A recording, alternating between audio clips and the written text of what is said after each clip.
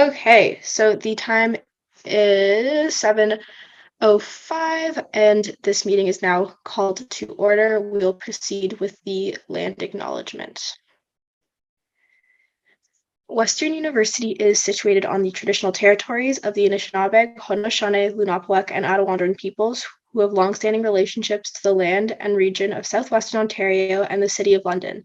The local First Nation communities of this area include the Chippewa of the Thames First Nation, Oneida Nation of the Thames, and the Munsee Delaware Nation. In the region, there are 11 First Nation communities and a growing Indigenous urban population. Western values the significant historical and contemporary contributions of local and regional First Nations and all of the original people of Turtle Island and North America. We'll now have the Western song.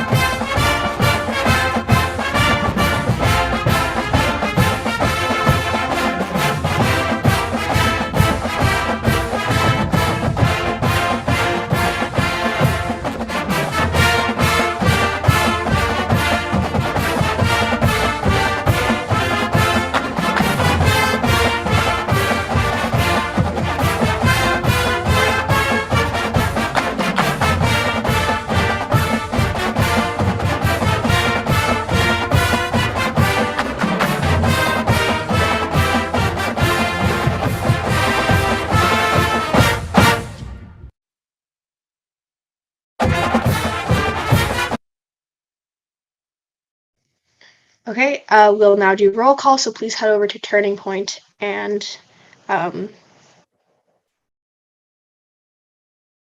think you put A for present. I don't usually run Turning Point, so we'll see how it goes today.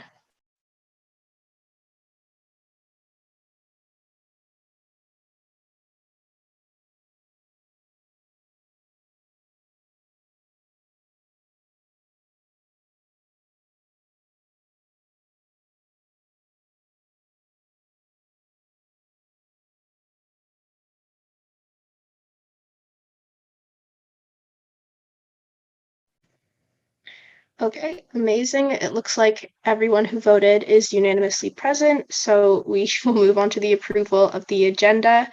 As it stands, we have one presentation, which is the Student Refugee Fund, and then we have the motion to approve exec reports, two GNF motions, which is the motion regarding updating of bus pass policy and the motion regarding changes to election policies, and then also a UA motion, which is the approval of the student accessibility policy paper and approval of the teaching, learning, and assessment policy paper. Okay, can I get a mover? Councillor Mohan, and a seconder, Councillor Kitamisi. Are there any questions?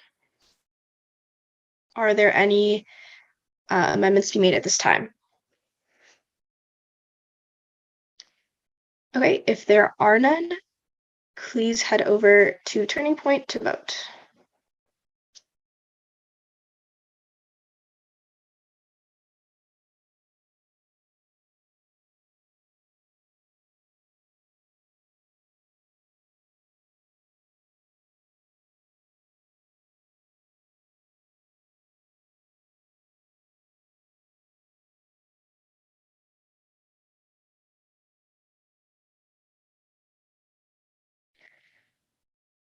Okay, we will proceed with the agenda. And we're going to move on to the approval of minutes.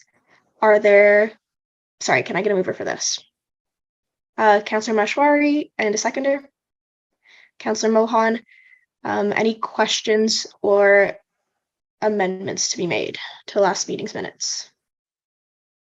Okay, if there are none, please head over to Turning Point.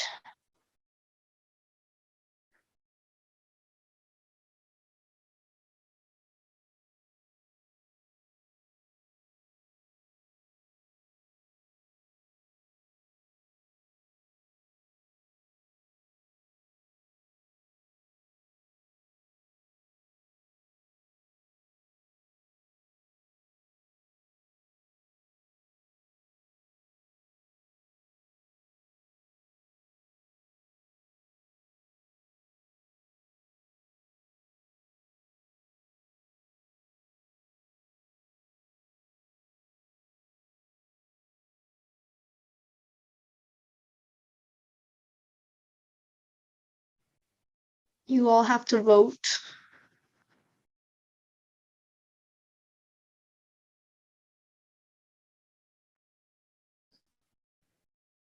Okay, the minutes are approved. So we'll now move on to I have one quick comment from the chair first, is that our next time we'll be meeting is the annual general meeting. We'll see you there. It'll be also online. And the only other thing is, if you remember from last year, I asked to meet with all of you for a quick introduction one. I'm doing that next year for the incoming council. But as well, I'm going to make those slots available for you all as well. If you have any like kind of questions, comments, concerns for me that you would like want me to address going forward for next year, that's it. And then we'll start with our first presentation, which will be given by Ethan Bisworm on the Student Refugee Fund.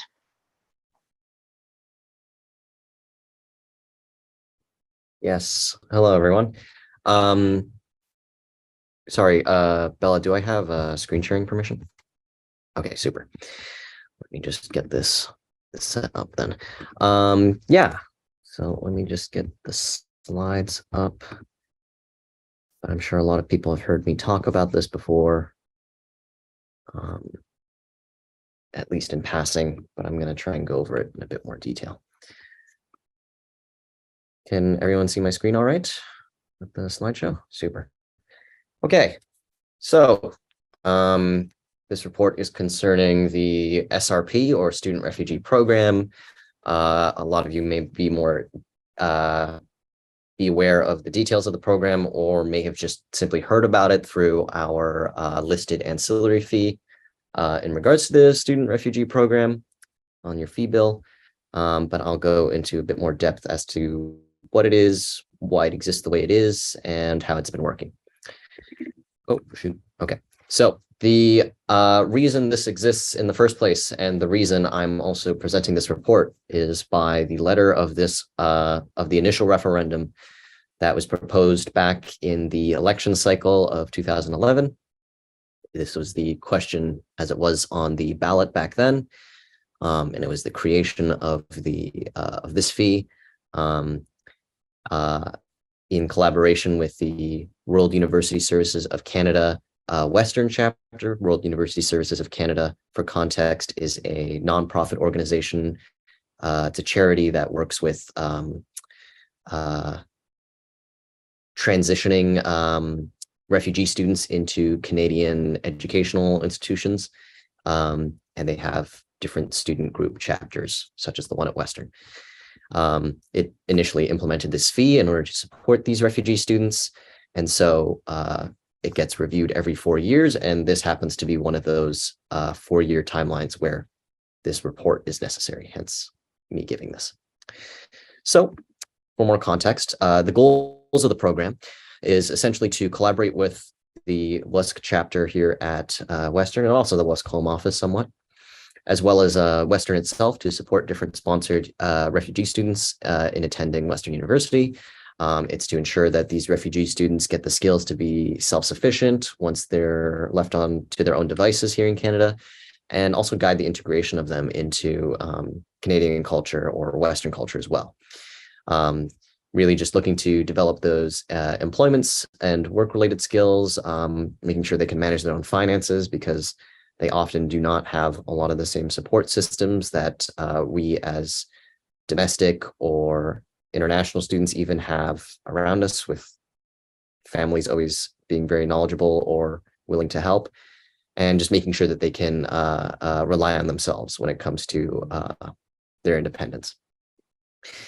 In practice, what this program looks like is that it's WSC's responsibility to select different refugees who are eligible for this program.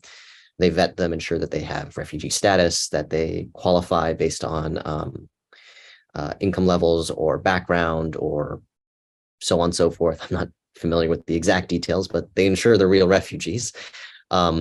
Western waives tuition fees, as well as residence fees and the meal plan, to ensure that they have some assistance going in.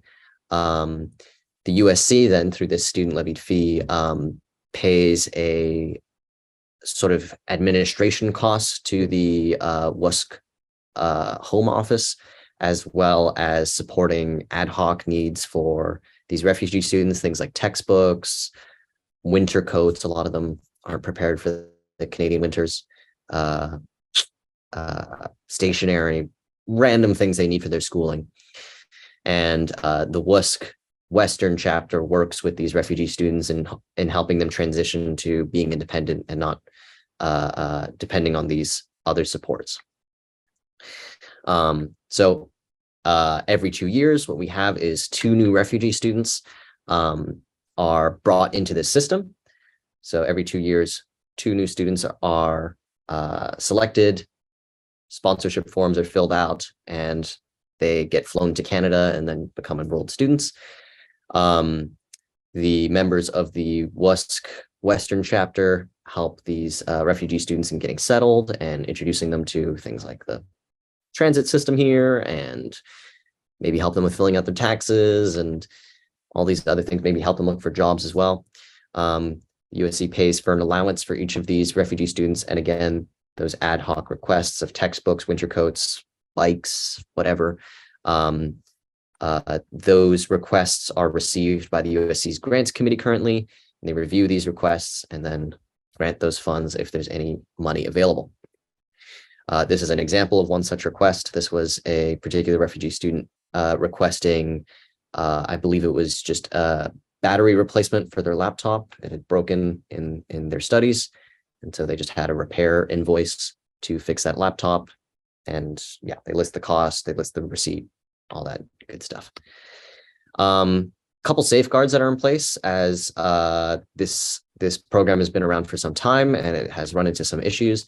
So some changes have been made to ensure that refugees are only in this student refugee program for 4 years. So in the way that we cycle two new students in every 2 years, it would put too much strain on the amount of money collected if somehow we ended up with 5 or 6 students in the program due to students not graduating in time, taking gap years, going on an internship year, whatever course of action would lead them to take more than 4 years to graduate.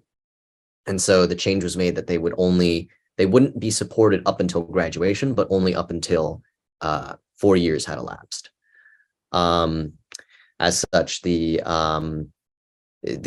issue was noticed when certain students, refugee students, were taking internship years, and it seemed wrong that students would still benefit from this program when they were on internship and receiving income from alternative sources.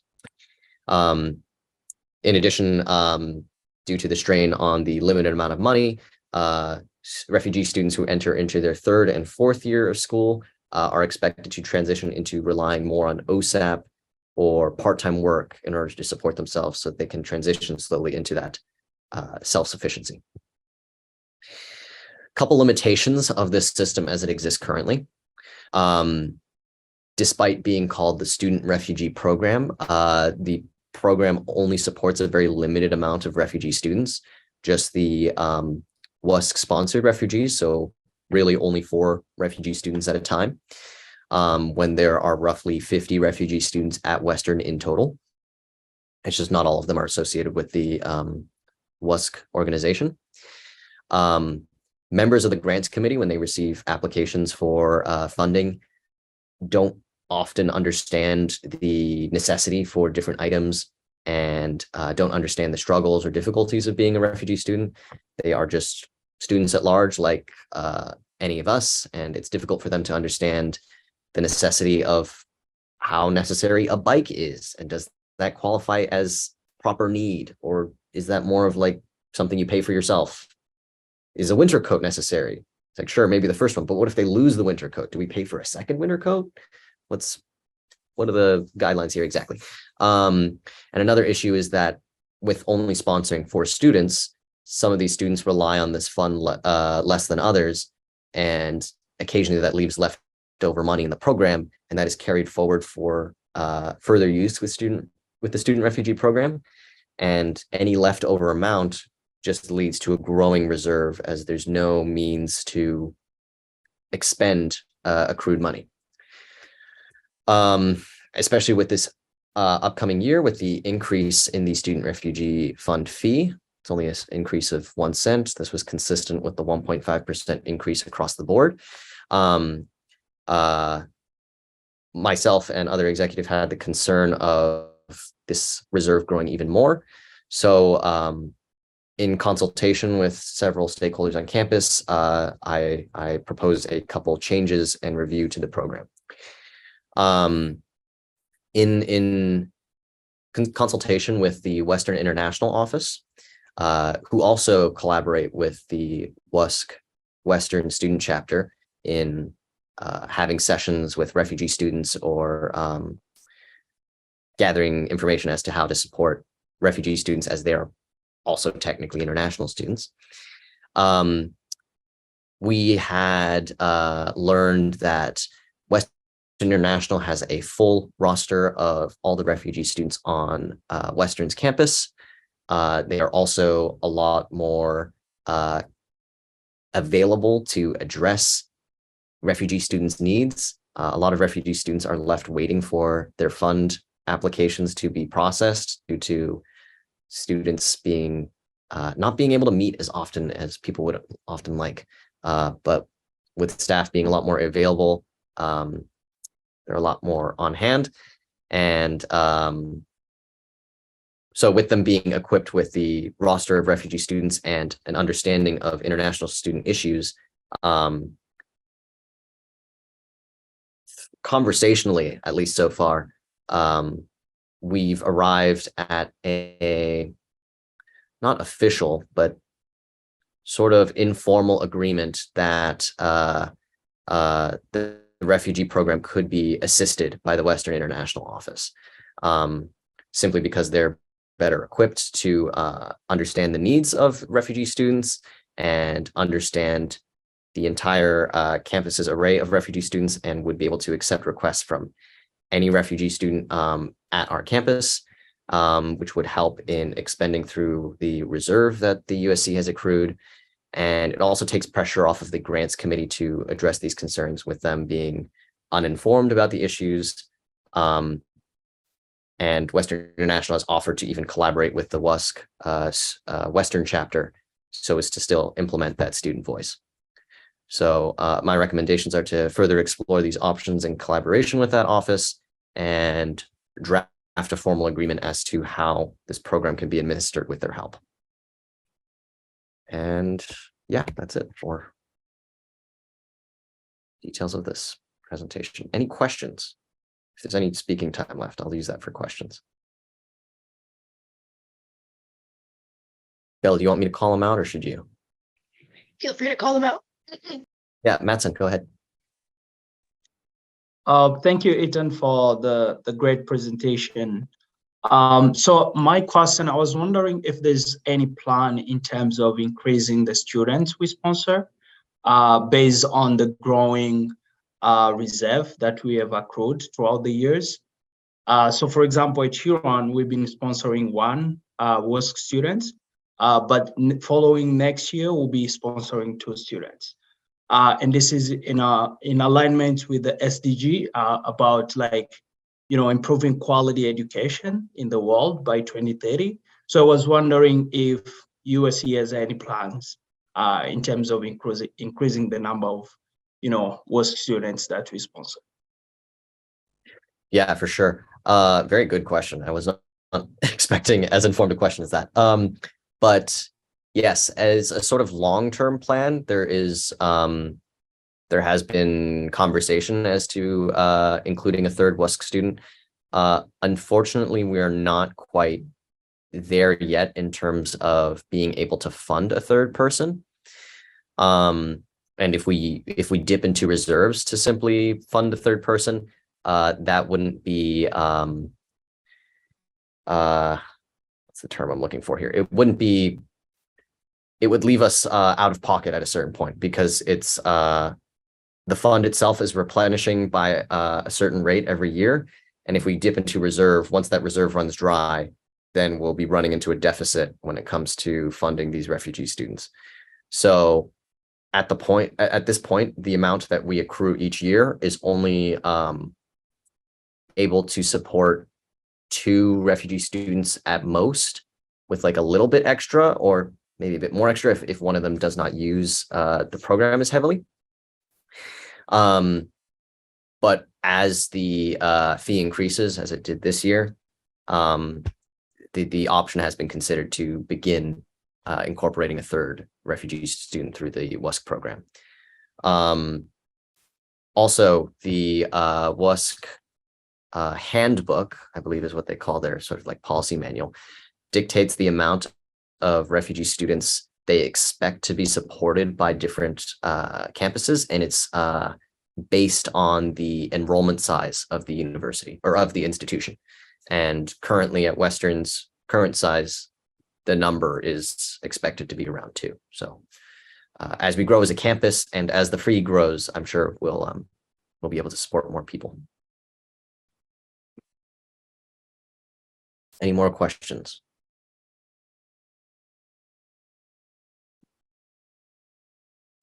No? Okay. All right. Thanks, everyone. Okay, so since there is no board of directors report today, we'll move on to our first 4 action item, which is the motion to approve exec reports. President Gardner is our mover. Is there a seconder? Councilor Mashwari, and we can start with the presentation, which I do not have. Anyone have this? I don't have the slides. If not, no worries. I can pull it up. Yeah, I'd love if someone. That'd be awesome. Thank you. It's very disorganized, huh? Oh, well.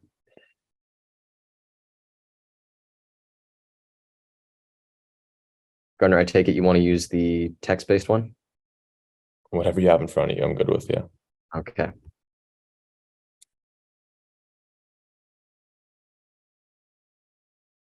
Share screen again. Nice, Ethan. Okay, awesome. So updates. Completed the year. That was a little joke. But actually completed was LTC negotiations. It's a 1-year extension with a 0% increase. So pretty happy there. And also the budget is done. Passed through the Board of Governors, Western's Board of Governors, with flying colors. And so that was good. All student fees actually did. So all the different groups like SOGs and stuff. So round of applause for students. Ongoing transition. Almost there. Sunday's been great. I'm really excited to see what he does this coming year. And the team looks awesome. So you're all very lucky if you're staying and unlucky if you're leaving. And then upcoming is retirement. But yeah, just want to say a big thank you to everyone on council for the year. It's been a long one, started off pretty stressful, but I thought you guys were all awesome. Great consultations. I loved meeting all of you, and please reach out if you ever see me again. Thank you.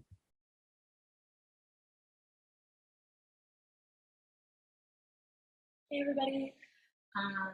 I have my top 3 on the PowerPoint. My top 3 this month were the iftar. Oh, thanks, Bizworm. Iftar dinner with MSA, so Muslim Students Association, the powwow with the Indigenous Students Association, and Lasterix, which is like not actually top 3. It's like a sad one, but it was important. And then completed for this month, so we've got religious accommodations for Muslim students. That was a big project for this year in collaboration with the MSA as well as Opio Aloyas, so the Office of the Office of Equity, Diversity, and Inclusivity, and the Office of, and kind of his whole team. The awards and recognition ceremony. I know some counselors in the room won some awards, which is really exciting. It was a really beautiful evening.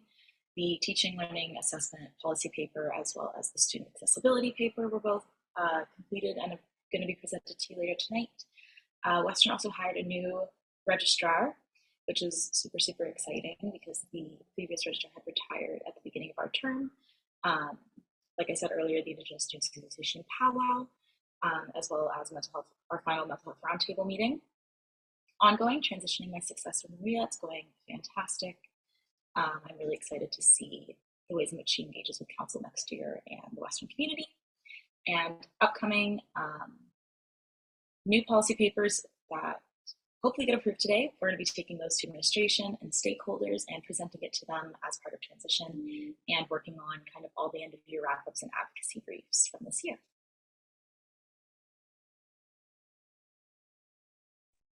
Hi everyone. My top 3 this month. We did our local advocacy week, so we were in and out of City Hall. It was great. I went to Halifax with my incoming Emily. It was great. I went to Saskatoon for UCRU, our federal organization, and then Halifax is for CASA, our other federal organization, as you all know. I saw the Northern Lights in Saskatoon, which is pretty cool, but that's my only highlight to report from that province. Meanwhile, I'm so sorry if anyone here is from Saskatchewan. It was better than I expected, but the Northern Lights were by far the highlight. For completed, once again, did local advocacy week. We advocated on priorities such as snow removal, pedestrian safety, transit, and green bins, and the councillors were pretty receptive, so that's a good sign and really, really good to transition that relationship off to next year. We did our USC's Partners in Higher Education dinner, which was gathering a lot of sector stakeholders. We celebrated a professor from Western who won a Teaching Excellence Award. If you know him, his name is Dr. John Paul Minda. He is a professor in the psychology department here at Western. So thank you all for every faculty council for your nominations as well. We completed Engage Western. I think some of you may have seen it on Western socials. It was Western's first time doing a community outreach event. It was really cool. And Ethan Gardner and I had the opportunity to MC that event. So that was cool as well. The USA Teaching and Assessment paper, as well as the Two-Spirit and LGBTQIA students papers, which I've mentioned before, are 2 papers that my portfolio co-authored this year. They were officially passed, which is very exciting. The UCRU AGM, as mentioned in Saskatoon, we talked a lot about structural changes for the future, and it'll be really an interesting time to observe what's happening with our federal organizations next year. Ongoing and kind of upcoming is transitioning my successor, as you can all guess. And upcoming tomorrow, 2 days from now, is our final steering committee meeting for USA, as well as our final board meeting for UCRU for my term. So truly closing everything off. If anyone has any other questions, let me know. Otherwise, that's it for me. Thank you so much for the year. I'm so sad that we're ending on Zoom, but good luck with exams if you're not done.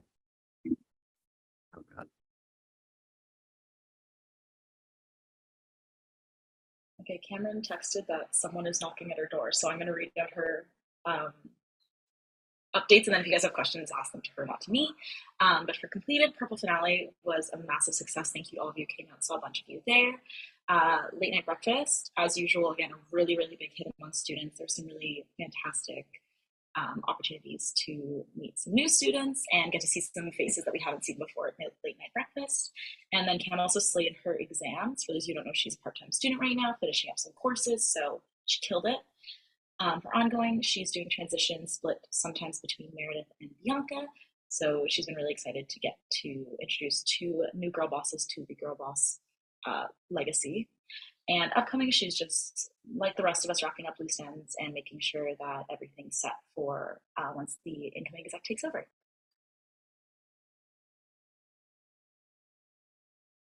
Amazing. Okay.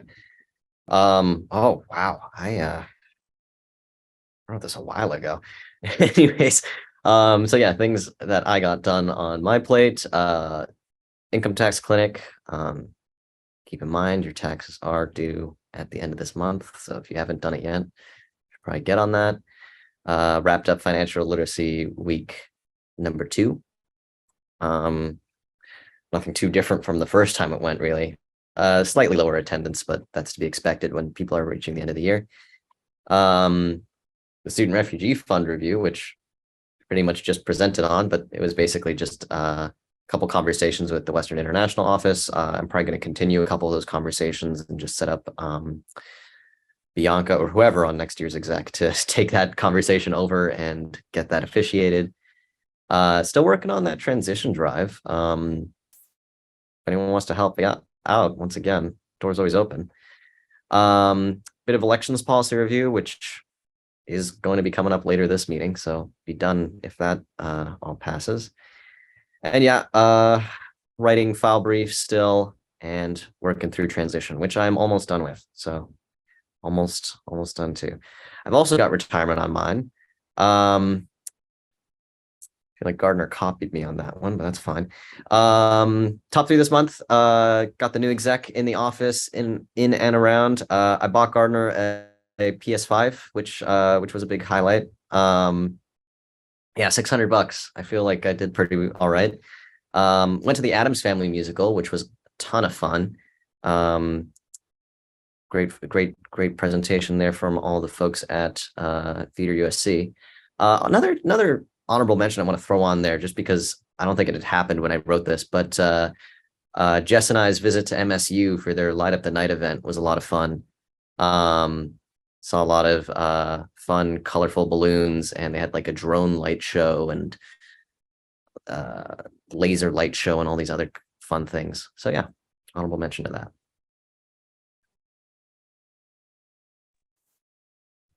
Hi friends, missed you all last go at it. My top 3 this month were finishing our Voices publication. We released it on last Thursday, which was a really cool like final project to wrap up the year. So if you haven't seen it yet, check it out at uscvoice.ca. Really great articles from Siddharth and Sophia as well. So thank you both for participating. This month has been filled with both a lot of goodbyes and a lot of celebration events, and the celebration events are definitely my preferred of those 2 things. So that's been really fun. Yours and the council gal is included in that. Thanks, Bella. And having my AVP become, oh, thanks, Jess is plugging my project. Having my AVP become my incoming is the most seamless transition ever, and it has been such a fun and like rewarding experience doing transition stuff with Tamsin. So looking forward to that for the next few weeks. We completed the USC census, previously called the USC General Student Survey. And today we emailed our award winners for our prize winners. So if you didn't get an email, I'm very sorry. If you did, congratulations, and thank you for completing the census. Recruitment finally, after a 3.5-month stretch, which in USC timeline is like 7 years, we finally wrapped it up, and interviews are done for every position now, which is really exciting. Voices, again, catch it online.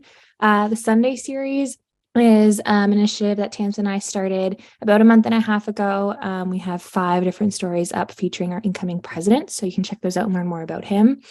We did a surprise little Easter pop-up called Goose on the Loose. I won't tell you who was inside the goose suit that day. May or may not have been someone we know. But, you know, if the goose is not laying an Easter egg, then like, what's the point of living? Purple Finale also out with a bang. Ongoing late night exam schedule. Yep, there's our goose guy. Caught in the act. Late night exam schedule is running until April 28th, so you can see that every single night. Routes start at Natsai and circle around the classic campus routes, northeast, south, and west. Mental health campaigns are ongoing. We're taking more of a humorous approach this past couple weeks, and we think it's working because everyone can relate. I'm working on an advocacy roundup with Lauren and Jess to share some of the really awesome wins they've had this year with the general student body and make it as compelling as we can be. Briefs transition, all of that is happening, setting up for next year. Upcoming, more transition, and I'll be sticking around for the Early Outreach Conference at the end of May to bookend my USC experience with the reason that it started in the first place.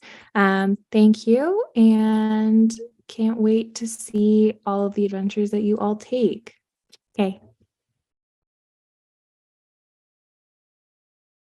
Okay, are there any questions? If there are none, are there, oh, Councilor Mashwari, go ahead. Yeah, maybe not now, but like, can the Ethans tell us what retirement looks like later? It'd be my pleasure. Sure, why not? Are there any further questions? Okay, if there are none, are there any amendments to be or points of debate at this time? Okay, please head over to Turning Point.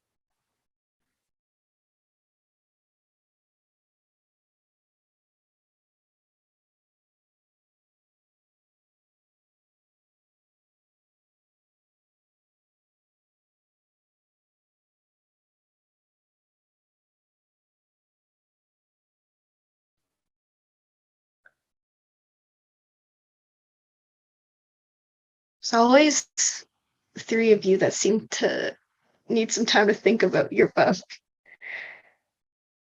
Who is it? I'm not at the AGM, I'll say. Okay, All cool. right. This motion passes unanimously.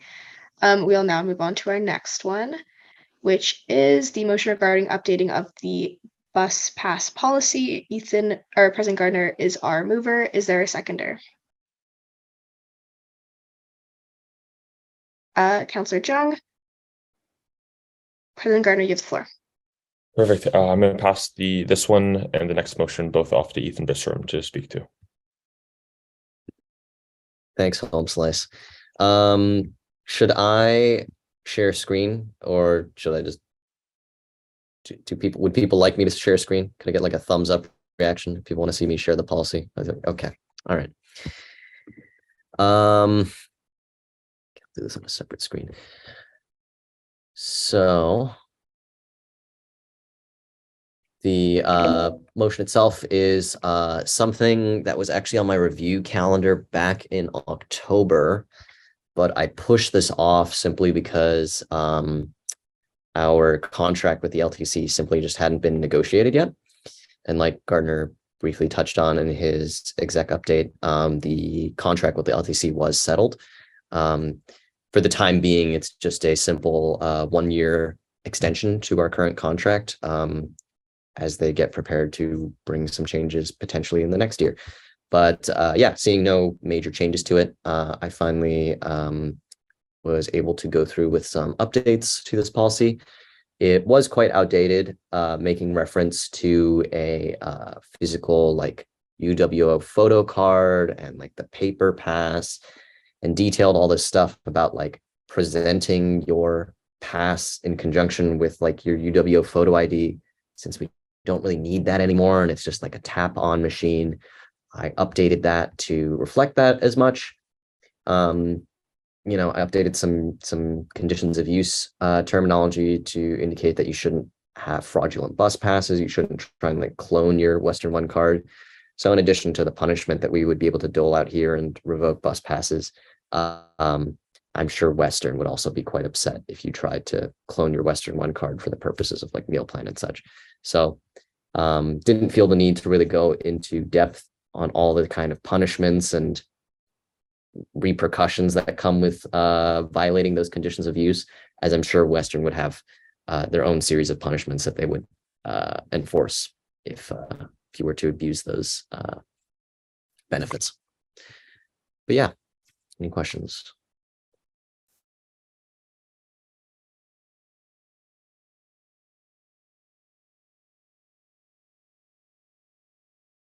Also remove some gendered language.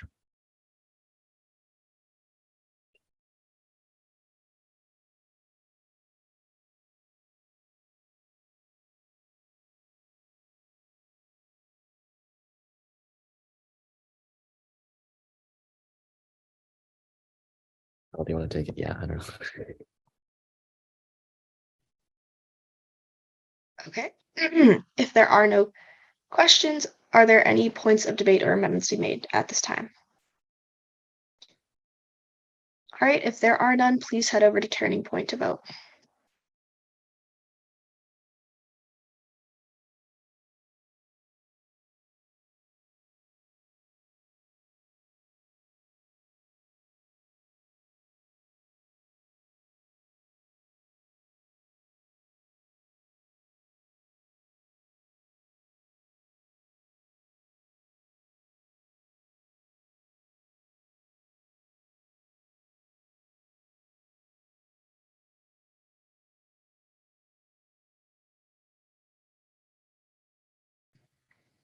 All right, this motion also passes unanimously.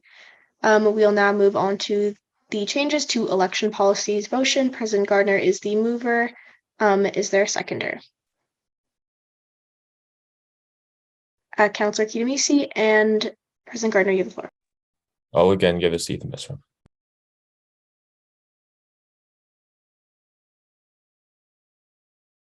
All right, can people see the motion on screen? Did I share the right thing? Okay, cool. Yeah, so this one's a bit more major. The changes being made here, we were holding off from for a little while simply due to elections going on. We didn't want to mess up those policies as they were being used to prevent confusion. But some of these changes were made in consultation with the current members of the EGC. It just ran a whole election, so they had some thoughts and concerns that they shared with me. I believe they do have a couple more thoughts and concerns that they wanted addressed, but they were too busy with exams to go over all of them with me. So this is me addressing some of them. Yes, so the biggest change that I'll highlight here is the removal of the student-initiated referendum section in our bylaw 2. What that means is currently in our bylaw 2, students are given the power to initiate a referendum for the entire campus body. And this was initially created to afford students some freedom in how they themselves dictate how they would like their money to be used. Any student or student group could initiate such a referendum by collecting enough signatures that express interest or support in a particular initiative. They would need at least 10% of the student body, of the eligible to vote student body, to indicate this interest in order to get the USC to invest the money to initiate one such referendum. And this could be used to fund a new building or initiate a new fee or service for all students. Unfortunately, this sort of referendum system opened us up to a lot of risks due to external parties to Western's campus taking an interest in wanting to market their product or service to students. And it's proven very easy for a lot of students to just gather signatures. As it turns out, students will just sign anything at this point. You promise them like a free bag of chips or anything, and they'll sign anything you put in front of them. And so different services have attempted to work in a student fee into our fee bill in order to get everyone a Grammarly subscription or something, so that their stakeholders can just make more money off our students. And with these sort of risks and sometimes just ignorant referendum questions that are put forward, the changes that we've enacted in removing the student-initiated referendum while still affording students that freedom to dictate what their money can go towards is we've put more emphasis on a council-initiated referendum. So instead of students purely just getting a ton of signatures out of nowhere and submitting it to the USC, instead they need to get a counselor involved and go through that and bring it to council, same as how any of you could propose a referendum on the council floor. But this way, at least if a student is coming forward with an idea, they have one of the counselors as a person of authority and more knowledgeable on the way these systems work and what is reasonable or feasible for the campus. So these sort of ignorant referendum ideas would be dismissed a lot more easily.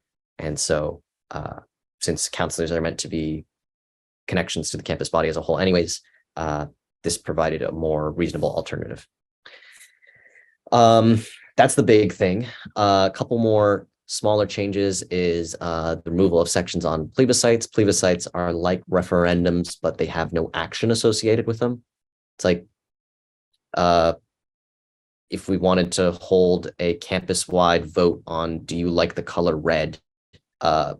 People can vote and indicate how they feel, but there's no action associated with it. It's really just like an opinion kind of thing. And when we have surveys and data collection, it seems kind of pointless to have. The registered interest party section has been removed and simply moved to a registered interest party procedure, a separate document, because this is really more like nitty gritty that can be explained in a procedure or policy instead. information-based campaigns have had their definitions clarified, some information being removed here, and sorry, it's a lot of scrolling, added to the definition section above. And just some sort of housekeeping as to the logistics of the finances of any particular electoral campaign. Also, this context and enactment section has been removed simply because our new format of policy has all that information at the top here anyways. So, oh, sorry. And one more smaller change is that the EGC policy, violations policy, previously denoted that in internal elections, so such as the elections for the VPUA and VPEA, prohibited members of council to be on campaign teams for the vice president candidates.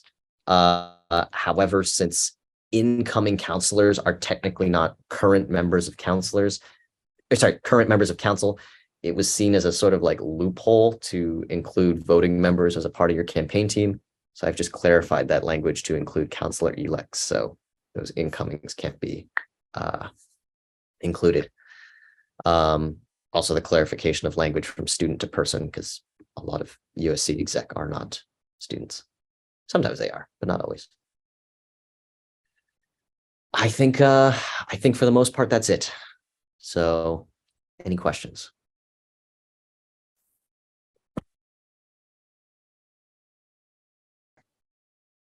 Okay, if there are none, are there any amendments or points of debate? Councillor Mohan. Hey, can people hear me? Yeah, awesome.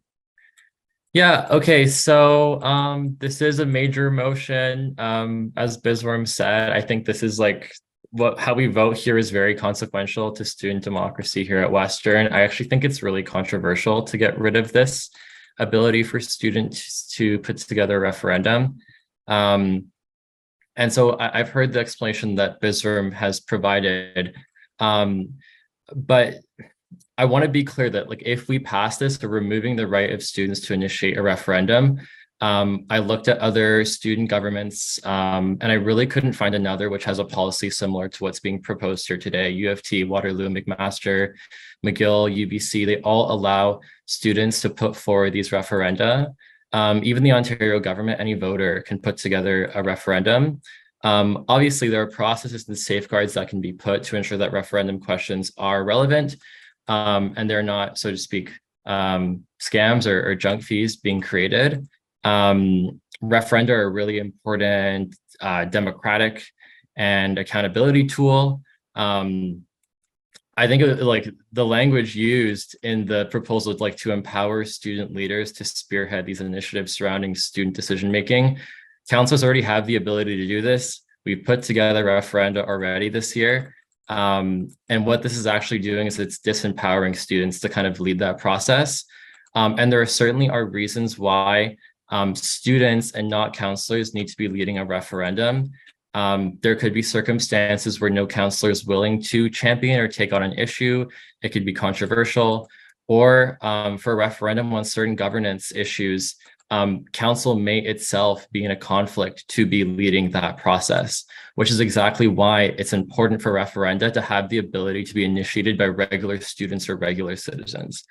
I hear the risk about external organizations, but folks who were on council last year would remember that council almost initiated a referendum that was essentially a scam organization trying to put forward junk fees.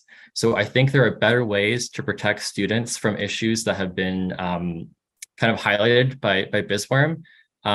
We could have other checks and balances, but I do think we should still allow students to lead that process. I think that is so important. It's part of our values as the USC as being democratic and directly accountable to students. And so for all those reasons, I would strongly recommend counselors vote against this motion. Thank you. Councillor Mashwari. Bella, I actually have a question. Is it okay if I?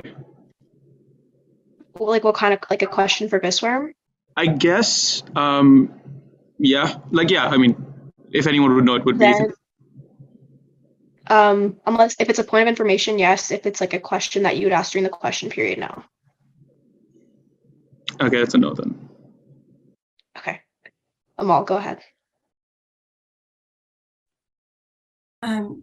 Yeah, I agree with what Chris said. I'm wondering, and I fully understand, Ethan, what you're saying with the risk of letting students put forward whatever referendum they want. I think potentially in the near future, with politics getting more controversial, a student could put together a referendum of getting rid of a religious group on campus or whatever it may be. So we do want to avoid that. I hear what you're saying. I think the solution to that, though, would be that there should be a committee that approves referendums before they're actually put on the ballot. And that committee should screen for things like discrimination, for fraud, for illegal activity, right? Like a student could put forward a referendum that you can bring especially guns on campus, but we would never allow that, A, Canadian law, but two in general. So I think there's a way to have a committee there that would put forward checks and balances, like Chris said. I'm wondering, Ethan, if it'd be okay with you if we were to separate this piece of the motion out. So take out the removal of the student, I forget what the wording is, but if a student initiated referendum, and so we can vote on the rest of the policy, but instead table this to whether that be further consultation or leave it as is for now. I wouldn't be comfortable voting on this at this time. So that would be you making that motion. Can I motion sorry, the motion is to split.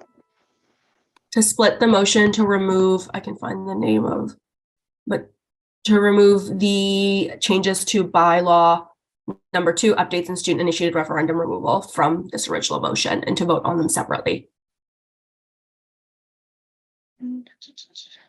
Sorry, is this like a motion to divide the motion? Yeah. Okay. So sorry, there's like the 2 clauses. You just want to vote on them separately. Is that? To vote on the student initiated referendum separately, yes.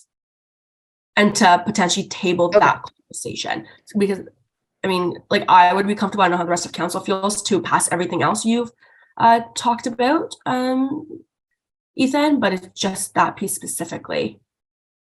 And my recommendation, if what you're trying to do, just divide the motion and then you can address each as like their own thing. So divide it into 4, like 1 per each of your appendix. Sorry, just as like Robert's Rules procedure, if you divide the motion, you're dividing it into the different be it resolved clauses. And the first one is denoting the removal of the student initiated referendum. So that should hit what you want. And then the second one is simply just the clarifications of procedures and all that, which is all the rest anyways. Okay, so this is a motion to separate the two be resolved clauses. Yes. Okay. Then we'll need a seconder for that. Sorry, point of information, or Yes. just a point. Both be it resolved that statements have bylaw number refer to 2. changes to bylaw 2, and the other amendments aren't even in the motion. So if we're reading this like as written, the amendments to the election governance committee, terms of reference, the violation policy, and the registered interest party procedure aren't even included in what we're voting on.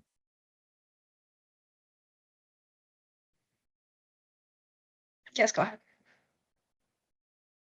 Yeah, those are meant to be covered by the portion that clarifies, or that portion that denotes clarify elections procedures. Since like EGC TOR violations policy and the clarification of the registered interest party procedure are just all related to elections. So But it's not in bylaw 2. I mean, bylaw I don't know. reference to them. So like, and it's that the other clarifications and changes to bylaw 2 are things like definitions being added and removal of gender-based language and such like that.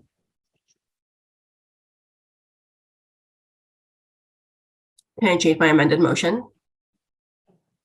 Can I? Well, we never got a seconder, so it never took up anyway. So Right, amazing. So can I say, be it resolved that council approve the following changes and policies to clarify election procedures to the amendment to council election governance TOR, amendment to election governance committee violation policy, and registered interest party procedure. And so we would take out bylaw number 2. So we're no longer splitting right now. We're changing the initial motion so that the second clause takes out bylaw number 2 and clarifies the specific changes being made that were presented.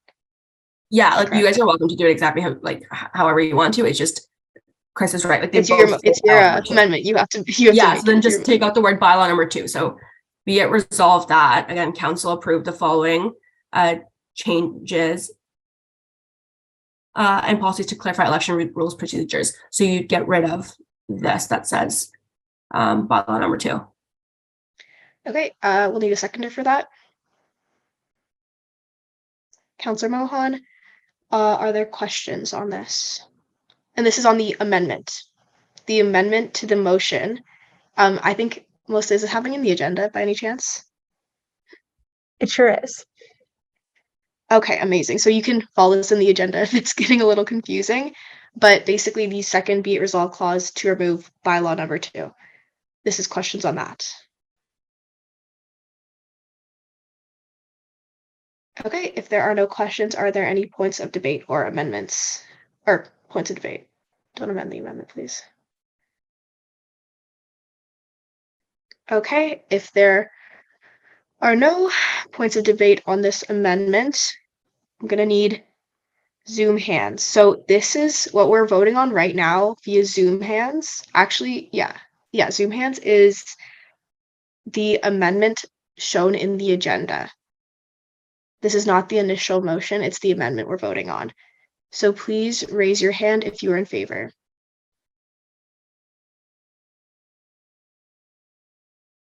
And please keep them there for a while.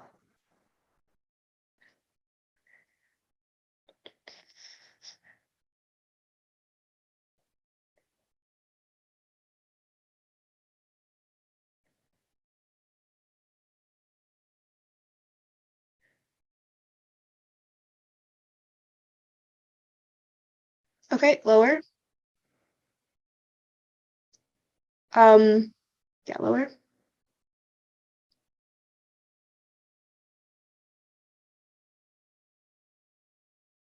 Okay, I'm gonna lower all your hands.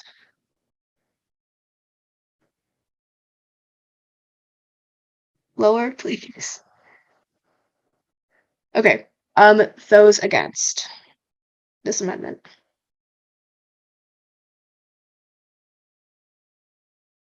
Okay, and those abstaining? Okay, so we did not reach quorum on this vote.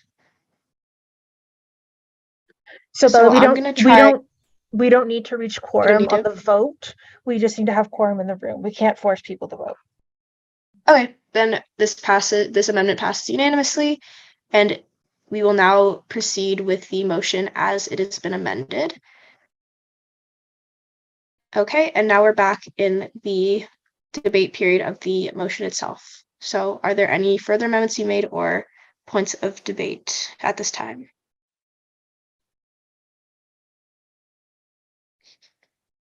Councillor Mohan. So I guess now we're splitting the question. So I motion to split the question. So the first one being the changes to bylaw 2 in the first link, and then splitting it from the second one, which are the additional changes to election policies, which are the remaining 3 links. Okay, we will need a seconder for that. Councillor Maheshwari. And are there any questions? And this is questions on splitting the motion so that the 2 be it resolved clauses will be voted on separately. Okay, if there are no questions, are there any points of debate?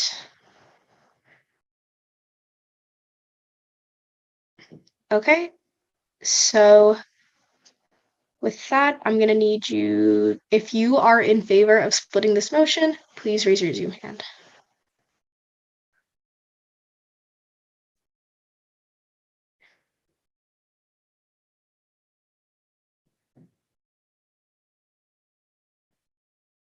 Okay, you can lower.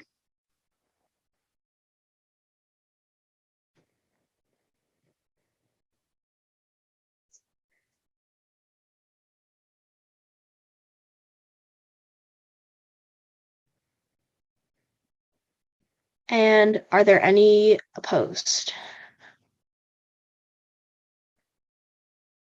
And then are there any abstaining?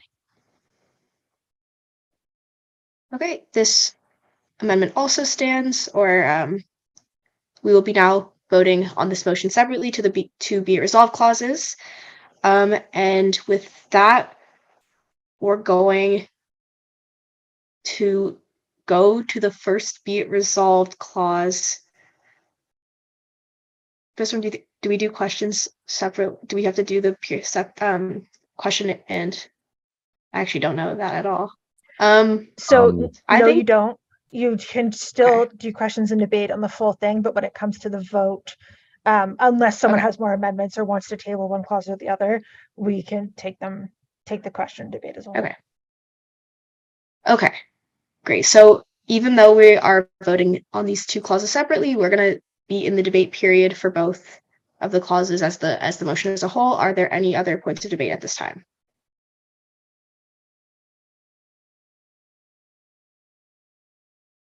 Sorry, this is for the first clause, right? We're actually going to be doing the debate period for both clauses, like the whole motion, but we will vote on them separately. Okay. Can I throw in like a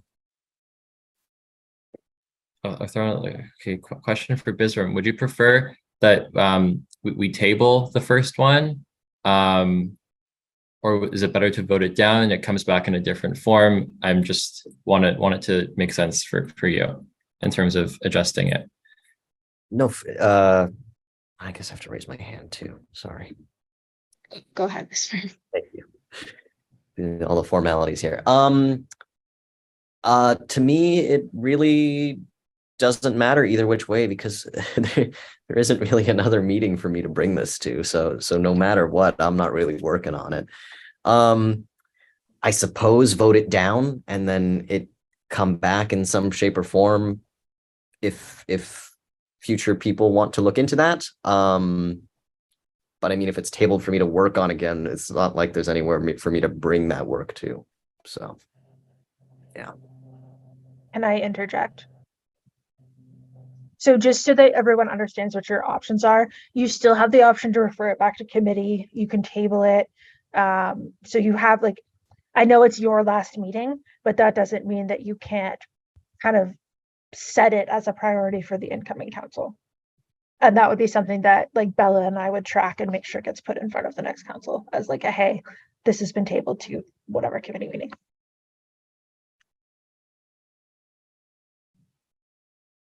Okay. With that, are there any points of debate, motions, or amendments? Councillor Mohan. I motion to table the first question to the September 2023 council cycle. So we have an August one. Do you want? Or to September? Yeah, let's do September. Sure. Okay. I have to write that down somewhere.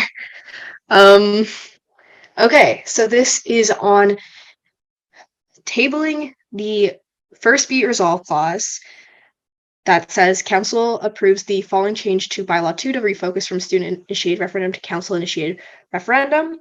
And I will need a seconder for that.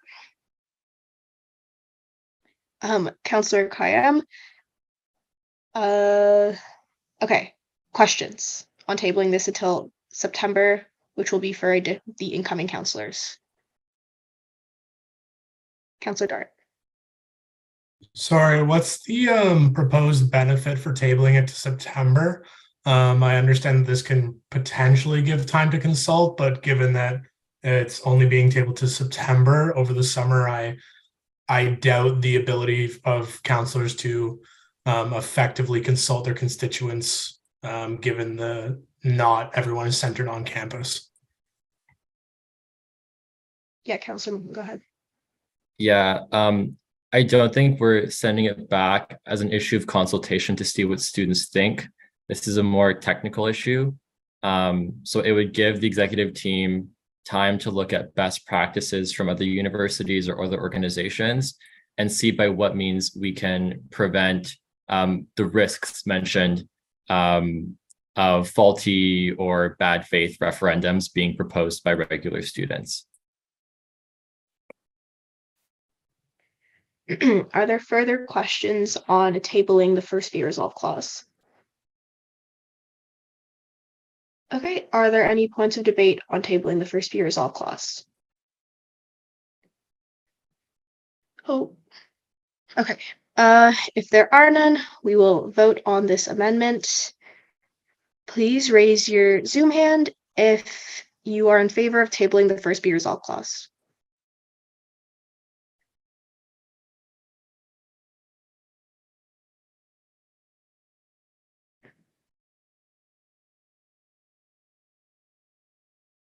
Okay, you can lower.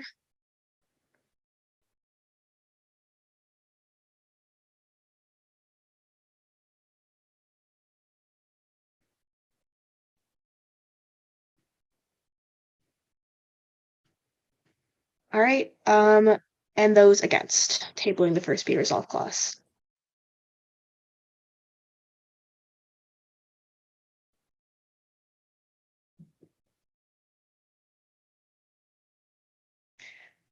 Great, you can lower. And then those abstaining, or yeah, those abstaining.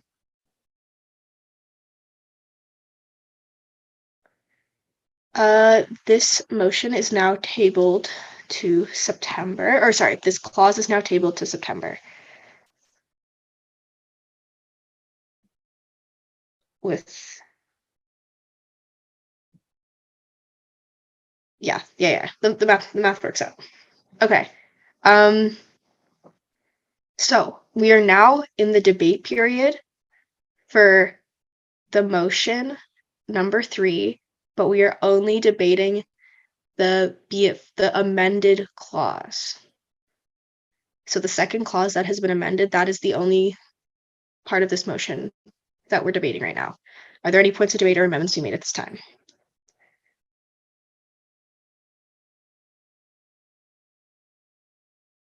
Okay, then I'm going to call the question. Is it confusing if we do this on Turning Point where like the thing you're voting on is functionally just like a different motion, or do we understand that? Like, thoughts? Does any, like, I'm asking y'all. Okay, we're gonna do it on Turning Point because I figured those who are listening will understand. Okay, head over to Turning Point with the knowledge that functionally what you're voting on for motion number 3 is not what you're voting on. You're voting on the whereas and then the amended be it resolved clause, which is on your screen right now, and not the first clause at all. Okay, please vote on Turning Point.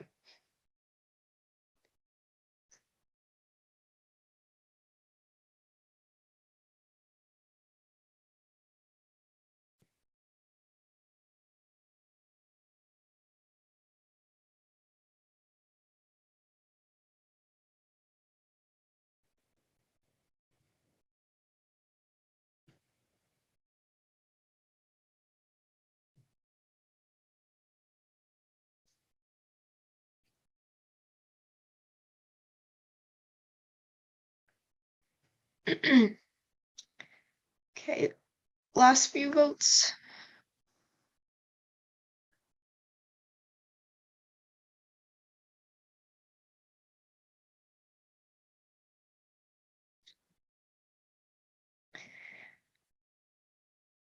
Okay, this motion passes, meaning that the first clause passes, and then the second clause, sorry, the first clause will be tabled until September, and the second clause passes in its amended form. Okay. This one just got longer. Okay. We're moving on to motion 4, which is the approval of the student accessibility policy paper. Our mover is President Gardner. Do we have a seconder? Councillor Mohan. President Gardner, you have the floor. Thanks, Bella. I'll pass this one to Miss Lauren Jarman. Thank you, Ethan. Thanks, Bella. Yeah, so as a handful of you are going to know, last year there was a motion to better prioritize neurodivergency and like neurodivergency advocacy in our priorities this year. And so I had a conversation with my AVPs and we figured, we don't have a policy paper currently standing for student accessibility. So in that umbrella, including students with disabilities, neurodivergent students, and certainly students with any short or long-term disabilities that they may experience while they're at school. So my AVP Academic and AP Wellness Equity worked on this paper with support from myself and the rest of the advocacy team. So we're looking for support in approving this paper. Yeah, that's basically it. I don't want to talk your ear off too much, but certainly open any questions if you folks have any. Are there any questions? If there are none, are there any points of debate or amendments to be made? All right, if there are none, please head over to Turning Point.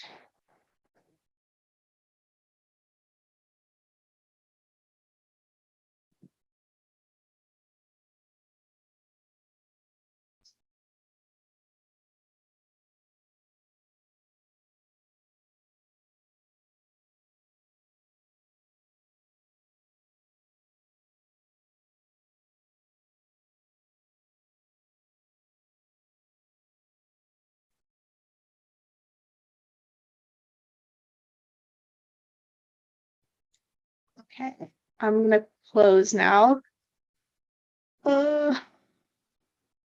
This motion also passes unanimously. We will now move on to our fifth motion, which is on the approval of the teaching, learning, and assessment policy paper. President Gardner is the mover.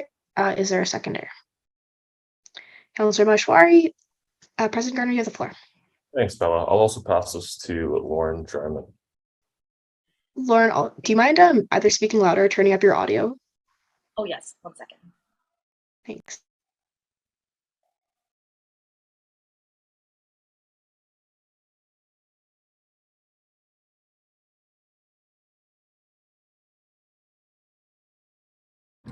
Is that better? Sorry, for some reason my microphone was going to my AirPods. I apologize. They're like across the room. Okay, sorry about this. Yeah, so another paper for you all. This one I had the pleasure of writing. So as many of you know, there's a paper passed last year under the same name. And in reviewing it this year and kind of planning advocacy surrounding the topics of teaching, learning, and assessment, I found that it wasn't necessarily in line with some of the other goals of students. And there were some pieces that were added that didn't necessarily, come to the full idea of what this paper, of what I was hoping for it to encapsulate. So I reopened it. Some of the pieces and priorities were moved to that accessibility paper we just approved. Other recommendations were things that had already been put in place or again, were in separate papers that we have. And so we were kind of replicating a lot of work. So I reopened it to kind of direct some more focus to what the title encapsulates. And again, yeah, don't want to talk your ear off, don't want to take too long, but if you have any questions, please let me know. These papers I really wanted to present together, obviously separate motions, but in the same meeting because they kind of fill in gaps on the other half when and where needed. Amazing questions. All right, if there are no questions, points of debate or amendments. Okay, if there are none, please head over to Turning Point to vote.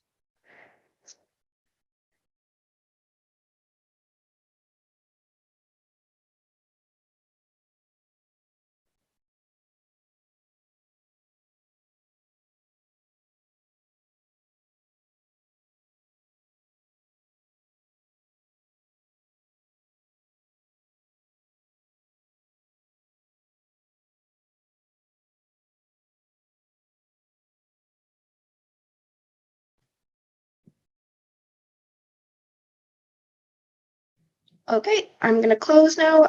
This motion also passes unanimously. Amazing. Okay. With that, we can start wrapping up. is there any new business at this time?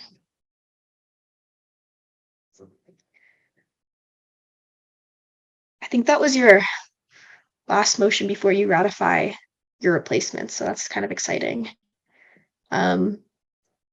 Yeah, a little sad.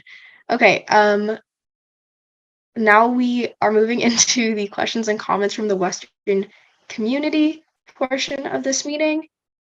Anybody from the Western community, feel free to raise your hand if you would like to speak. Next year, I'm sure we'll Okay. get one. Yeah, I'm sure they're just shy. And then, okay, if there is nothing else, I will accept a motion for termination. Counselor Bull, go ahead. Oh, I motion to terminate the meeting. okay, Mattson, you want a second? Okay. Sure. Okay, amazing. Are there any objections to terminating our last meeting? Okay, y'all can leave. Oh, Counselor Mohan, go ahead. I object. I wish council would never end. It's too soon, everybody. Can you functionally not do that? Like, can we do that? Like, is it like functionally, can we not? Oh, I don't like what happens when I object. It can just be a joke, whatever. It's fine. I don't know. Like, Don't make. does this start like It was some a sort of joke, guys. process? It or- wasn't real. Technically, Okay, this meeting is terminate. terminated. Ignore that. It was terminated, but feel free to stick around if you want to chat.